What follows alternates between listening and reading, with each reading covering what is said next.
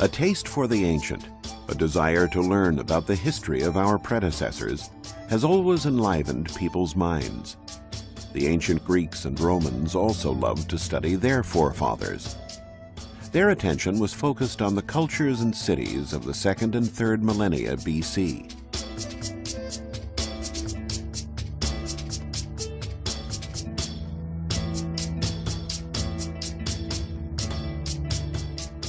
Among the ancient civilizations of interest to Greek and Roman historians were the Egyptians along the Nile, the Assyrians and Babylonians on the Tigris and Euphrates, and the pre-Hellenic societies of Greece, the Minoans on the island of Crete, and the Mycenaeans in the Peloponnesus, who inherited their power.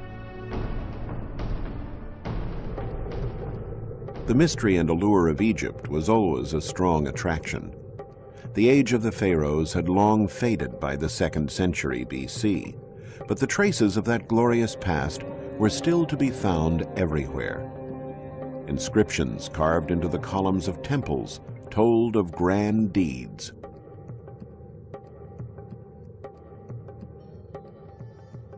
Historians were fascinated with the story of the great Egyptian pharaoh Thutmose III, inscribed into the columns of the temple at Karnak. Thutmose had organized a great military campaign to conquer the Near East in the 15th century BC.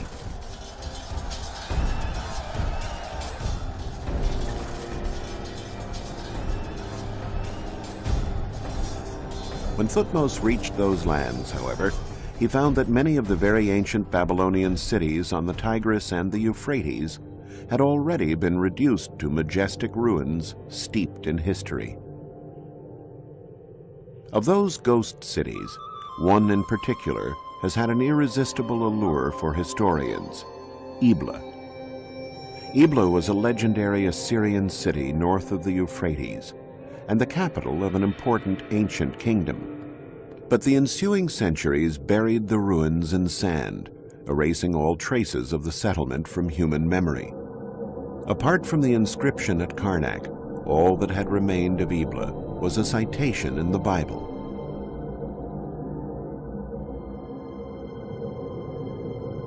One day, some farmers were out plowing their fields when they came across a magnificent bas-relief.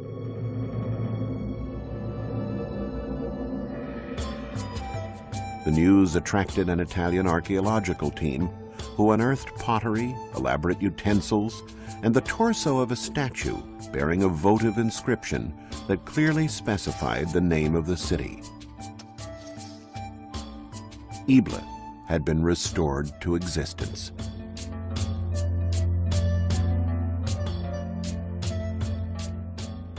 But the most sensational discovery came in 1975, when the Italian team unearthed 17,000 tablets bearing cuneiform text dating back to 2300 BC. Once translated, they were discovered to be commercial treaties and administrative and legal documents. Paradoxically, that immense treasure was preserved through the millennia thanks to a violent act of destruction.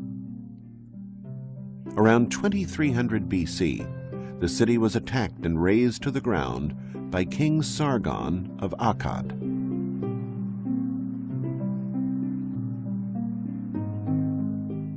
The tablets had been stored neatly on shelves in the archives of the royal palace.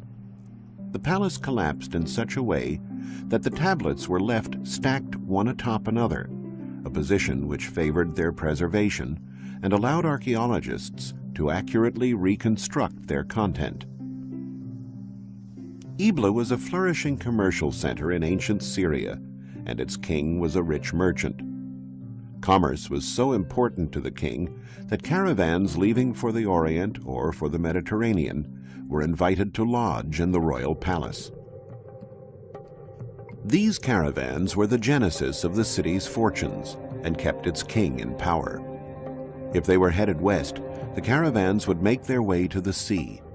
From there, ships would carry cargo to western lands and pick up trade goods for the return journey.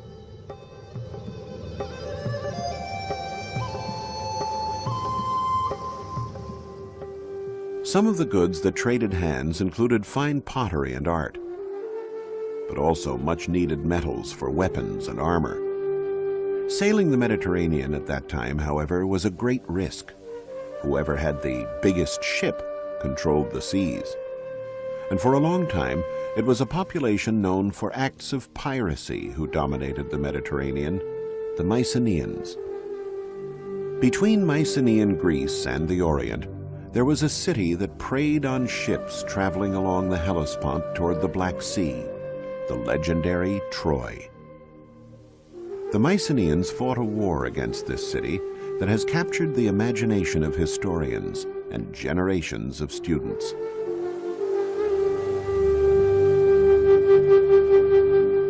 Troy, once known as Ilios or Ilion, was a flourishing Hellenistic city.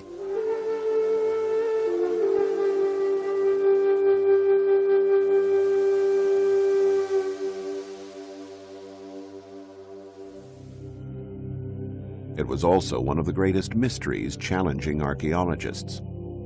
Many dedicated long years of their lives searching for it, lured by the fabulous treasures it promised. But it was not easy to rouse the beautiful Helen, the brave Hector, or King Priam from their slumber. Troy, the city whose siege was described so eloquently in perhaps the world's most famous book, Homer's Iliad, could have been anywhere. In 1868, a dilettante German archaeologist, Heinrich Schliemann, decided to invest the money he had earned in the import-export business to pursue his lifelong dream, to discover the places where the heroes of his youth, the heroes of the Iliad, had fought. The Iliad was certainly not a scientific treatise.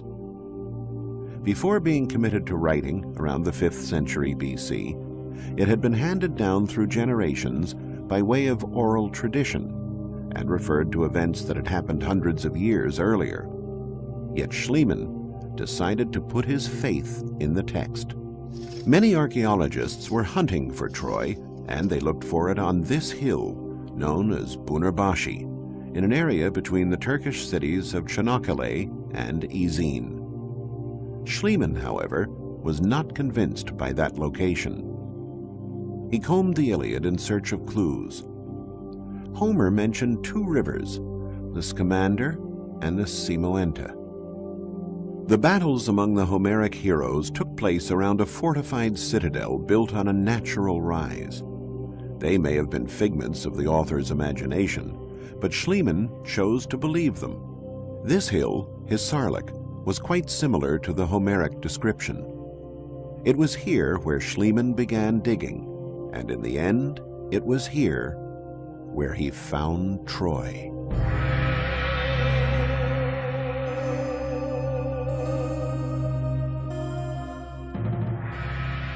Nine different cities, one built upon the ruins of another, emerged from the excavations. From the second layer, Schliemann discovered amazing treasures, cups and vases, weapons, golden jewelry and buttons. He thought he had found the treasure of Priam. We now know that these jewels did not belong to the Trojan king of the Iliad. Modern archaeology, a science based on rigorous analytical methods far removed from the intuition that guided Schliemann, has dated the objects to several centuries before the Battle of Troy, attributing them to a royal family from the 3rd millennium BC. But for the German archaeologist, the findings were none other than the treasure of Priam. His belief was supported by the evidence of fire in the layer where he found it. And Homer had said that Troy was burned to the ground by the Mycenaeans, who entered the city after a 10-year siege thanks to the stratagem of the Trojan horse, which now stands in replica on the site. Schliemann thought that the Troy attacked by the Mycenaeans was the same fortified city he had excavated, laid out in this plan dating back to the 3rd millennium BC. A city surrounded by walls barely 400 feet in diameter would hardly have stood up to 10 years of siege, nor been able to house Priam's court. According to recent studies by teams at the universities of Tübingen and Cincinnati, in the 2nd millennium BC, the era of the Mycenaeans' conflict, Troy was encircled by these much more extensive defensive walls, and probably grew even more toward the end of the 1st millennium BC. Relying on descriptions in the Iliad and taking into account recent archaeological discoveries that have uncovered new portions of the ancient city, we can now relive the legendary Mycenaean siege of Homer's Troy.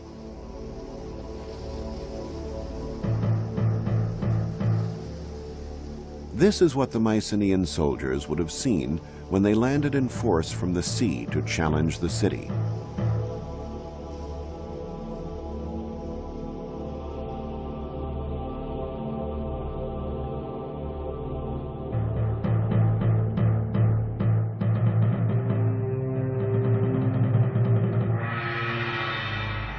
The sight of menacing warships headed for Troy was probably not unusual for King Priam and his people. The 9 layers that were found at this archaeological site correspond to 9 different cities, bearing testimony to the cycles of destruction and rebuilding. We now know that Troy, in addition to being of strategic importance for control of seafaring traffic, was also the foremost producer in its time of finished and semi-finished objects in gold. And so it is no surprise that it attracted the attentions of nearby populations. Conquering Troy meant not only eliminating the taxes it imposed on merchant traffic toward the Black Sea and the Orient, but also the reward of a rich booty.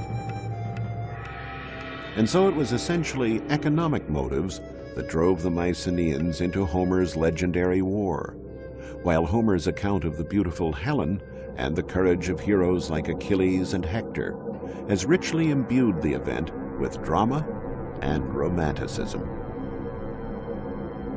Troy was an extremely wealthy city and appropriately defended, surrounded by massive walls extolled by Homer as being invincible.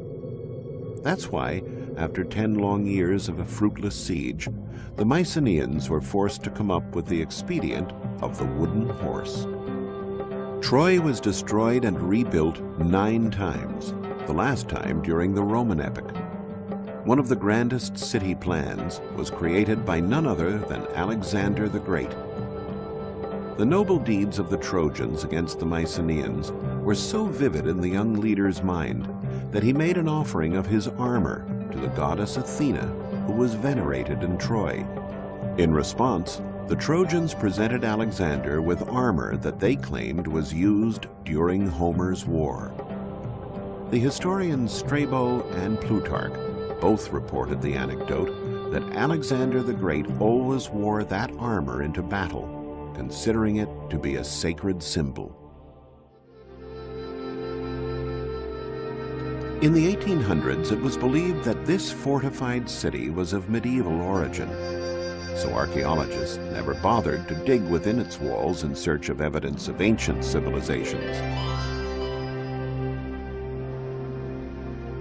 However, the nature of the location and the massiveness of the walls attracted Schliemann's attention.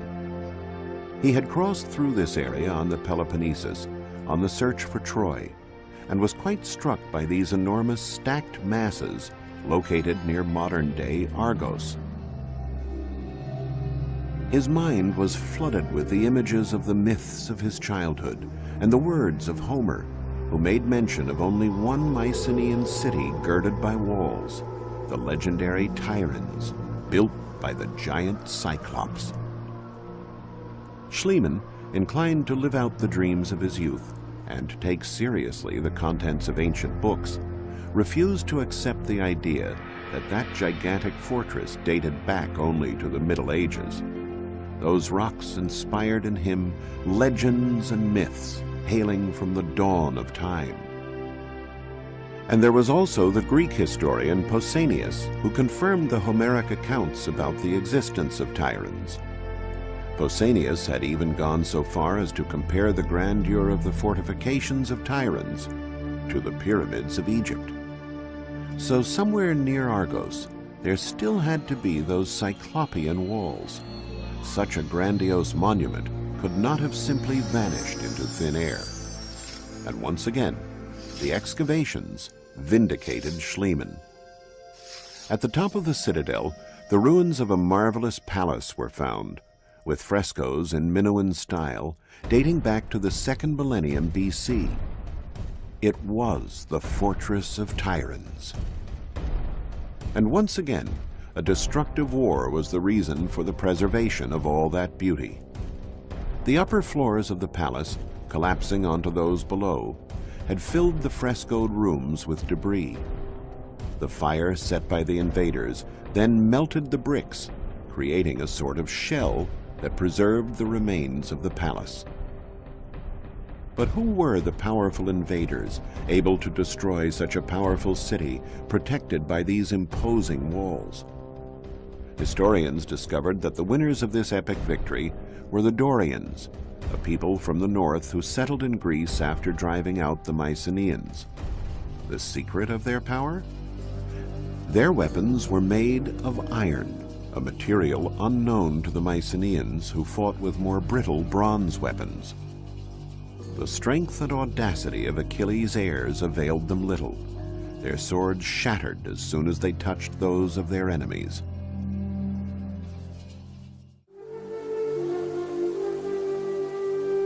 One Mycenaean city stood out above all others, the city that gave its name to the great conquerors of Troy.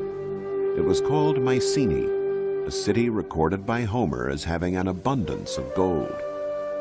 Its monumental gate, overlooked by 2 lions, still inspires awe. This was the realm of the great king, the leader of the legendary expedition that destroyed Troy, Agamemnon. The intrigue surrounding a legendary locale has always been a strong stimulus to archaeologists. Where was the tomb of Agamemnon? Had he ever really existed? Had Mycenae's golden riches, recorded by Homer, been spared the ravages of time? Pausanias, in his writings, said that Agamemnon's tomb lay within the walls of Mycenae. But the city was surrounded by 2 sets of walls, an external one that protected the dwellings, and an internal one to protect the royal citadel.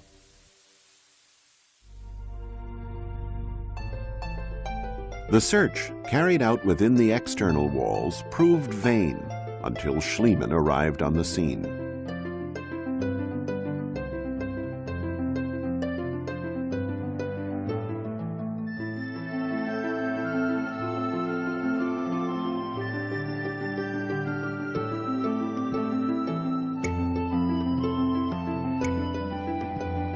The archaeologist sunk his shovel near the Lion Gate, inside the royal citadel.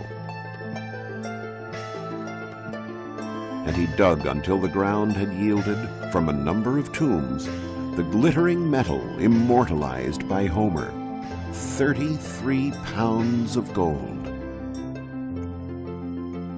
Among the treasures was a series of marvelous golden funerary masks. This was a privilege certainly reserved for kings. And in the features of the most beautiful mask of all, Schliemann claimed to recognize Agamemnon, the great king and military leader. Archaeologists have since discovered that those treasures date back to a period prior to Agamemnon. The excitement of that find was so great, however, that no one has since dared to rename this one-of-a-kind piece. The finely chiseled golden mask is still known to all as the Mask of Agamemnon.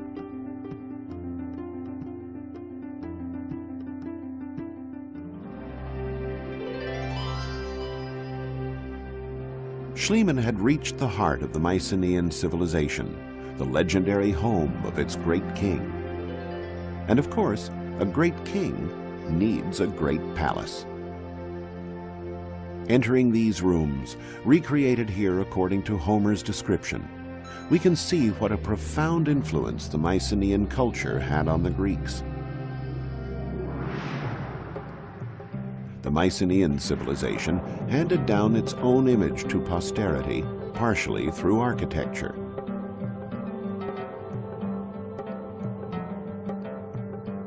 This room with the hearth in the center, called a megaron, the heart of the palace, became the model for the most typical of the Greek buildings, the temple. The king's house thus became the house of the gods. Mycenae was a city of which legends were made, as was Tiryns and the incomparable Troy. The legends and the mythic heroes that accompanied them would have remained only that, pure fiction, if not for modern-day heroes like Heinrich Schliemann, men who follow their passions, pursuing a knowledge of humanity that enriches us all. We lay bare the paths of civilizations of heroes that came before, for a better understanding of the possible hero who sleeps within us all.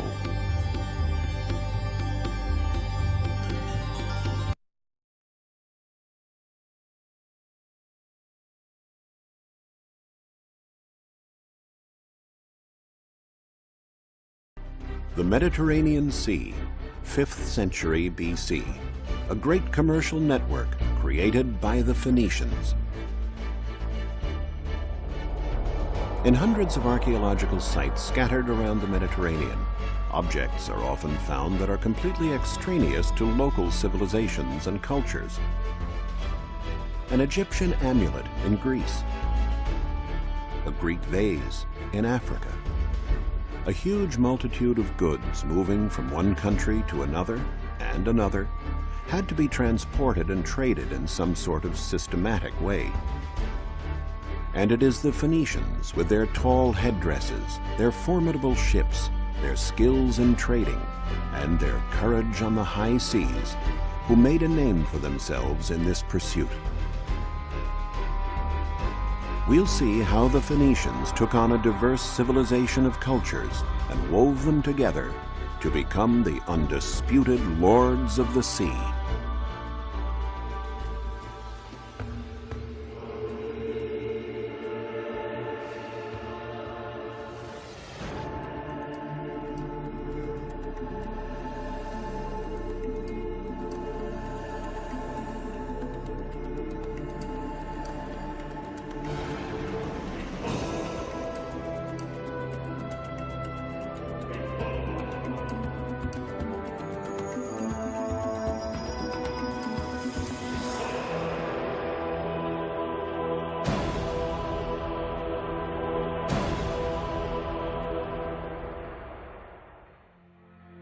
The Phoenicians originally came from what is modern-day Lebanon. They were organized into city-states, the most important of which was Tyre, whose magnificent Roman ruins are still standing. The easiest way for Phoenicians to increase their prosperity was by contact with other peoples, and the quickest route to new lands and cultures was the Mediterranean. They soon became outstanding sailors and astute traders, indeed the very best. They learned to recognize products that people wanted to acquire and those they wanted to trade. And they started sailing and trading as far back as the 2nd millennium BC. To support their trade, they set up ports and founded colonies, built warehouses, and created a network of routes that touched on neighboring countries such as Egypt, Greece, the Magna Graecia, and Carthage in North Africa. Then they went on to reach Sardinia, the Mediterranean and Atlantic coasts of Spain, and farther south, along the coast as far as Senegal, and north to England and Ireland. A network of this size with hundreds of colonies and thousands of ships had to be well coordinated. For years, scholars speculated as to how the Phoenicians were able to communicate with each other in those remote times, to organize warehouses and trade in such a variety of goods. It was the discovery of this sarcophagus of the Phoenician king Ahiram, which dates back to the 13th century BC, that enabled archaeologists to understand the reasons for such great organizational skills. Engraved on the sarcophagus is the most ancient example of writing in alphabet form.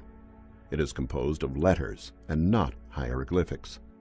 The Phoenicians were the first to invent an alphabet, a factor that proved indispensable in establishing their great trading network. We can get an idea of how extraordinary this innovation was from this comparison. On the right, we see two Egyptian hieroglyphics, and on the left, two letters from the Phoenician alphabet, an M and an H. By assembling these letters, the reader now didn't have to interpret a concept represented by a hieroglyphic or picture. He had a specific code that always remained the same and had the same meaning for whomever was reading it. The commanders of the Phoenician fleets had to have many skills. They not only needed expert knowledge of the sea and foreign lands, but they had to know the art of trading as well, what to buy, what to sell. One precious cargo of theirs was the mythical cedar of Lebanon, an excellent timber for building sturdy cargo vessels and warships. The timber could be bought in Baalbek, situated in the mountains that formed a backdrop to the Phoenician cities in Lebanon. In the Hellenistic period, the city of Baalbek was known as Heliopolis, City of the Sun. By studying the meaning of these swastikas and other evidence, such as the different colors of columns at this site, archaeologists discovered that the enormous temple that dominated the city was dedicated to the sun god, after which the city was named. But why were the columns painted in different colors? The mystery can be solved when the columns are linked to the cardinal points. The dark columns were placed to the west, while the lighter colored columns were set to the east. They were supposed to represent life and death, the rising and setting of the sun. In 60 AD, the Cella of the sun god was the most important construction in the entire sacred area, with 54 columns over 60 feet high, more than 6 feet in diameter. Having loaded the trunks of cedar wood onto carts, the traders would return to the coast where their ships awaited them. In the Bible, Ezekiel mentions that the Phoenician city of Byblus, which also lies in Lebanon, was the biggest naval shipyard in ancient times. Crossing the seas was not an easy matter, even with a good ship. This was one of the reasons why help from the gods was sought throughout the Mediterranean. These precious bronze statues covered in gold leaf have a strange headdress. It is a libad, which is typical of the Phoenicians. The statues have been found in great quantities in Byblus. They were votive objects used to invoke the favor of the gods. They were found at one of the most important places of worship for the Phoenician religion, the Temple of the Obelisks. In Byblus and other Phoenician cities, the remains of numerous Phoenician cargo ships have been found. The typical ship was 65 feet long and over 16 feet wide, large enough to carry a great deal of the precious cedar, as well as luxurious fabrics dyed with a reddish-purple pigment known as murex. The Phoenicians took their name from these fabrics. Phoenix, Phoenician, comes from the Greek word phoin, or red.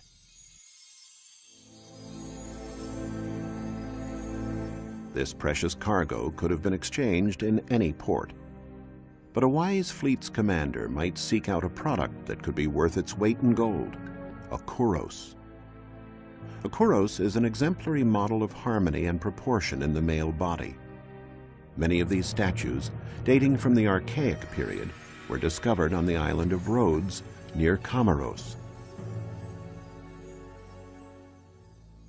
Excavations nearby unearthed these celebrated vases, which are known as the vases of Phikylura. This concentration of arts and craftsmanship on this island can be explained by the fact that Rhodes lay at the hub of important trading routes.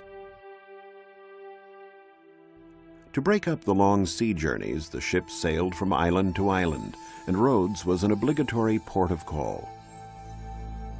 Here is the dry dock or coffin of the colony, which has been preserved intact for millennia. Here the Greeks were offered the fabrics and cedar for their ships. In return, the Phoenicians were given exquisitely decorated pottery and objects from all over Greece, including beautiful Greek statues like this one, as well as bronzes produced in the Magna Graecia, which may have been ordered by a rich Phoenician resident in a distant colony. Statues like this ephebe in bronze, or the famous Youth of Mothia, were found during excavations in the ancient Phoenician colony of Mothia in Sicily.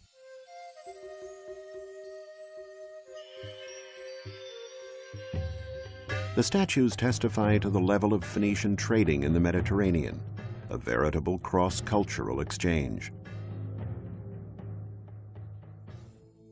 The ship, now loaded with vases, statues, and jewels, continues its journey to the west. It sails past the Pillars of Hercules at the Isthmus of Gibraltar and heads south along the Atlantic beaches of Africa between Morocco and Guinea. The Phoenicians were the only people brave enough to venture into the Atlantic. Ancient peoples were terrified of passing the Pillars of Hercules because they believed that beyond lay the end of the world. What was it that pushed the Phoenicians so far? The Greek historian Herodotus documented it in his writings. It was gold. The Phoenicians unload the merchandise and lay it out on the shore. Then they go back on board their ships and send up smoke. The locals see the smoke and place the gold that they are offering in exchange beside the merchandise.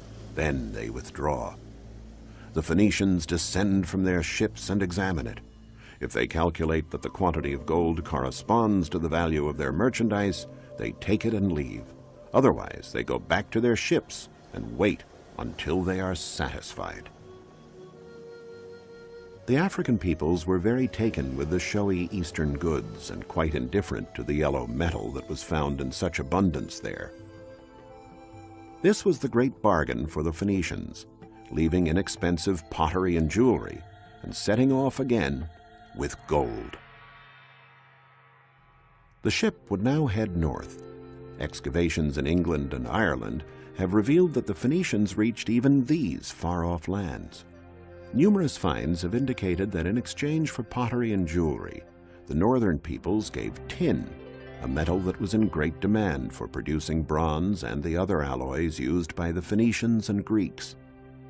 Ireland was the most northerly landing point for Phoenician voyages, and having traded their goods, the sailors could now make the return journey. The trips always held the portent of danger.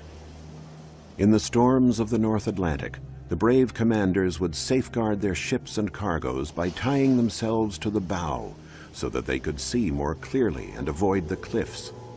It was from there that they gave instructions to the crew. If they were lucky enough to make it through, they would head south to the Phoenician colony of Cadiz. Here the Phoenicians bought iron and paid for it with gold. Then they traveled on to Majorca, and from there to the rich colonies of Sardinia. It's here that an archaeological dig uncovered a gold mine, not a seam or stratum of gold, but a huge array of precious gold jewelry, now on display in the Archaeological Museum in Cagliari.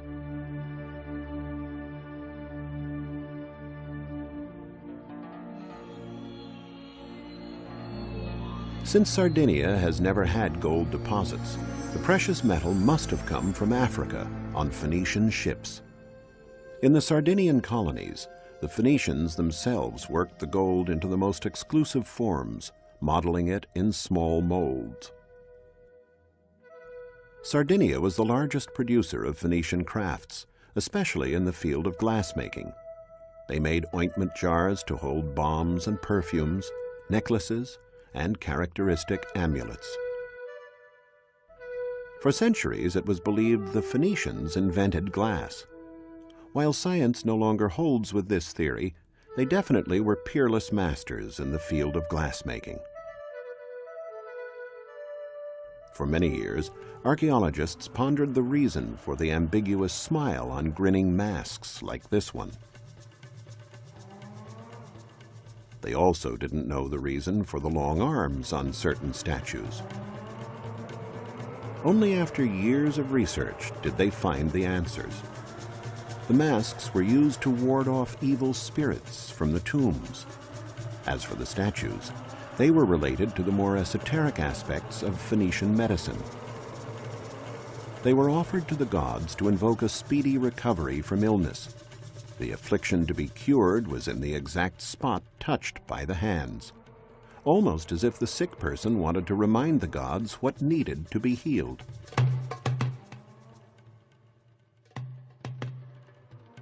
Walls and the sea. A combination like this generally implies that we are dealing with a Phoenician emporium or trading center. The archaeological site of Tharos in Sardinia may not have any large architectural structures still standing, but it is one of the most eloquent when it comes to ancient urban design. Here, Phoenicians would have traded the iron, lead, and part of the tin and gold they had for precious jewels. Tharos was one of the largest producers of jewelry of the period. Among the many Phoenician remains here is a completely extraneous round construction called a nuraghe that was typical of the Pelites, the ancient inhabitants of Sardinia who were conquered by the Phoenicians.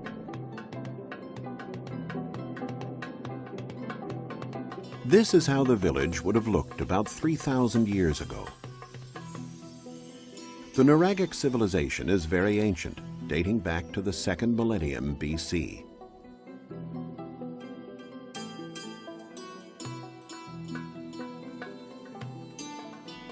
Their settlements were very compact, with narrow winding streets which made it easier to defend the village from enemy incursions. The houses of the ancient Sardinian people were a combination of fortified towers, granaries, workshops, and dwelling places. There was no distinction made between the function of the various constructions. There was only the nuraghe, a unit where productive and family activities were carried out around a fire, the main focus of the house.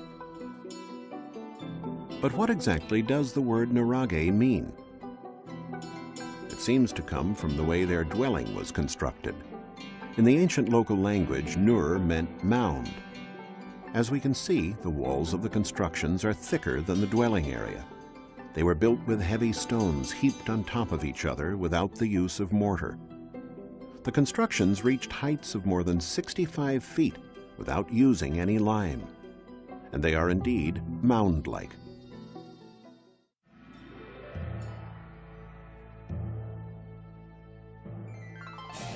Phoenician ports, like this one in Nora, all had something in common.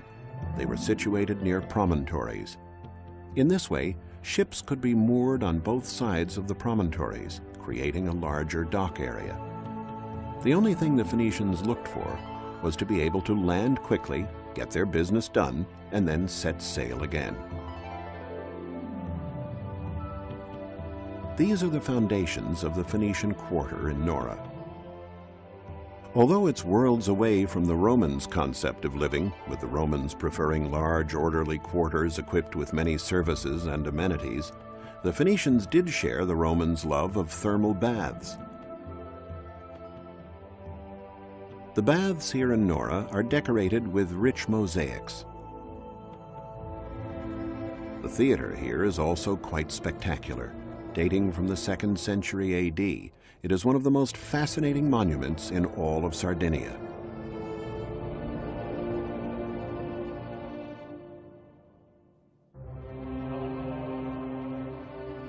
From this Spartan 5th century Phoenician port, the fleet would have set sail again, now laden down with even more jewels and precious objects. One of the greatest archaeological mysteries regarded the port of Carthage, Queen of the Mediterranean, the most powerful of all Phoenician colonies. The Greek historian Appian, a native of Alexandria in Egypt, tells us that the port had 2 harbors, the rectangular commercial port and the round military harbor with an island in the center. However, In modern times, no place seemed to correspond to that description until in the 19th century, the writer René Chateaubriand noticed these two lagoons near the bay of Le Cram were very similar in shape to the ports mentioned. He realized that this was Carthage. This discovery led to a heated debate, which was only concluded with excavations carried out in 1974. A British team, excavating on the circular island, found evidence that confirmed Chateaubriand's theory. The bustling port of Carthage was the largest and most modern port in pre-Roman times. Warships would pass from the commercial port through a narrow passage to the military harbor. Merchant ships were forbidden to pass beyond this limit. The ship that is entering the port is a trireme with 3 tiers of rowers, though the Carthaginians also had quadriremes and quinquiremes, which can be compared to modern-day battleships. All the ships returning from war missions, by which Carthage dominated the Mediterranean and protected Phoenician trading routes, were moored in this port. It was circular, with a round island in the center, known as the Island of the Admiralty. There were dry docks both on the island and in the outer perimeter of the port. On the summit of the island was the Pavilion of the Admiralty, from which the supreme commander of the fleet gave military orders. A bugler and a herald, armed with flags, controlled the traffic of ships in the port. If a trumpeter signaled to turn left, there had to be room enough to make the maneuver. The basin of water in which the ships moved was thus over 300 feet wide, the same diameter as the Island of the Admiralty on our right. There were 30 berths in the center and 140 on the outside. Since some of the very deep central moorings could hold 2 ships, there could have been 200 ships in the port at one time. The military port in Carthage was always packed in winter, since bad weather made it dangerous for the ships to be out on rough seas. Thus there was a tendency to avoid war during this time, and this was a good time to service the ships. The trireme would be pulled up onto dry land over the slightly sloping terrain of the island. Planks of wood set crossways ensured that the ships kept their grip on the slipway. At the entrance to the area, Ionic columns set at sea level gave the impression of a portico to make this military site look more elegant. The ships were also given special aesthetic treatment. Phoenician ships typically had an eye painted on the bow that was supposed to strike fear into their enemies. A warship differed from a cargo ship in that it had oars and oarsmen that enabled it to move very quickly. As well as being outstanding sailors, the Phoenicians excelled at shipbuilding. They mass-produced ships and replaced the vessels sunk by their enemies with great speed. All the parts of the ship were clearly marked by different letters and kept ready for quick assembly. In this way, they could build an entire fleet in a short period of time. The busy commercial part of Carthage, however, was the Bursa, the Acropolis of Carthage.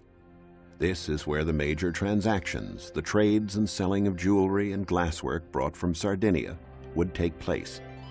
These goods were in great demand in Carthage. On their way home, the ships might also sail up the Nile to the grand and mysterious kingdoms of the pharaohs. Despite the fact that Egyptians followed the cult of the hereafter, the royalty adored earthly treasures. The Phoenicians would have traded the jewelry from Pharos for linen, a hard-wearing fabric that only the Egyptians knew how to make. This material was indispensable for the robust sails used on Phoenician ships. They might also have purchased rare and exotic goods greatly sought after at the Persian court, namely monkeys and crocodiles. Finally, completing the loop and reaching the town of Tyre, they could sell the exotic animals to the Persians and the linen to their fellow countrymen.